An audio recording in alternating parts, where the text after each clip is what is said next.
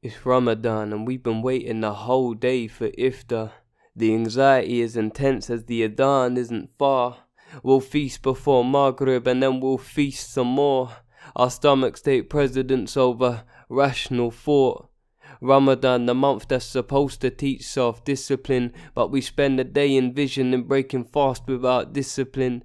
The sunnah is to eat 3 dates or drink some water and pray. Instead we eat a plate full of food and the salah is delayed.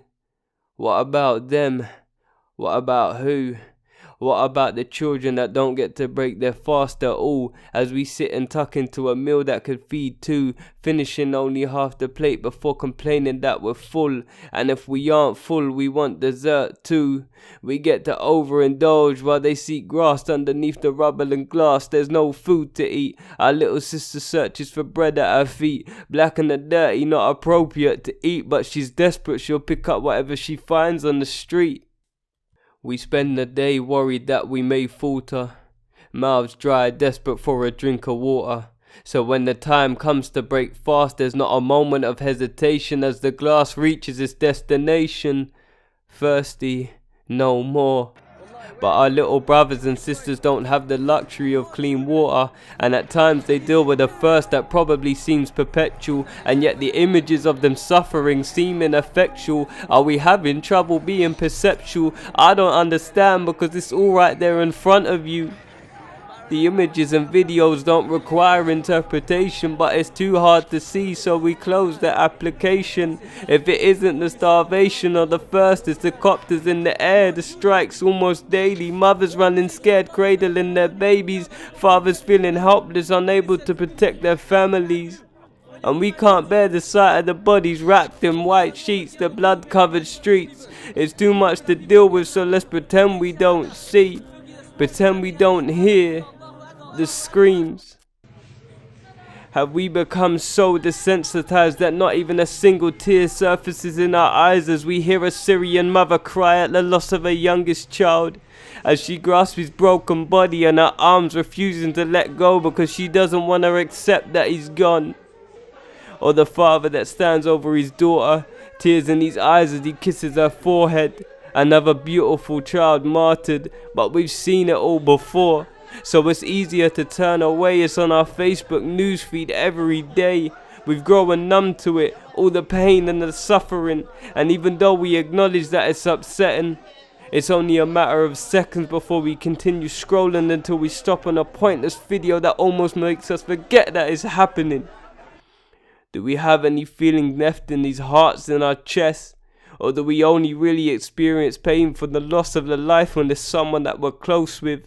The Prophet ﷺ said the Ummah is one body, so we should feel pain at the sight of all the bodies, the destroyed homes, the hospitals and the casualties. Assalamu alaikum rahmatullahi wa barakatuh.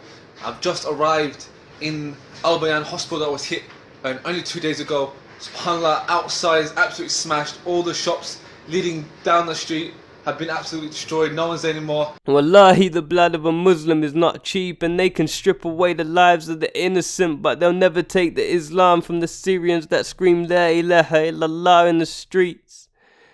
Because despite the hardship and the struggle, they remain firm with tawakkul, and despite all the pain and the loss, they still turn to God.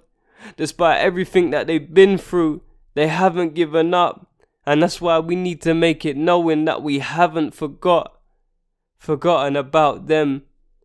Because Ramadan is a time to increase in giving, so if you haven't been giving, then please start giving. Give whatever you can, even if it seems insignificant. What seems small to you, to them is largely significant. It may be that you're aiding with fixing their dunya, but that deed could be the reason for your success in the akhirah.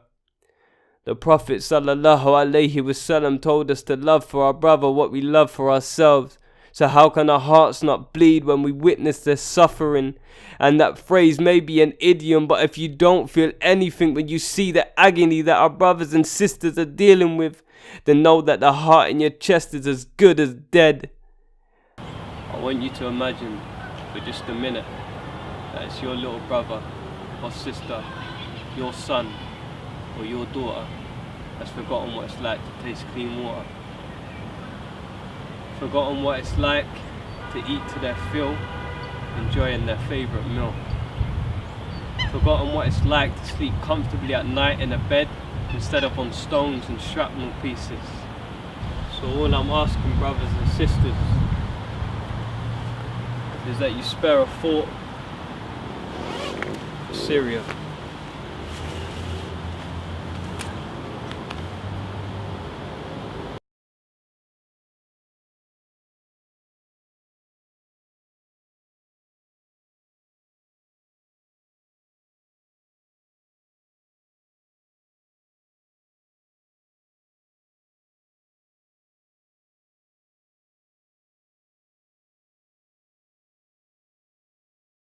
Oh, you're not alone, Syria. You're not alone. Just keep holding on.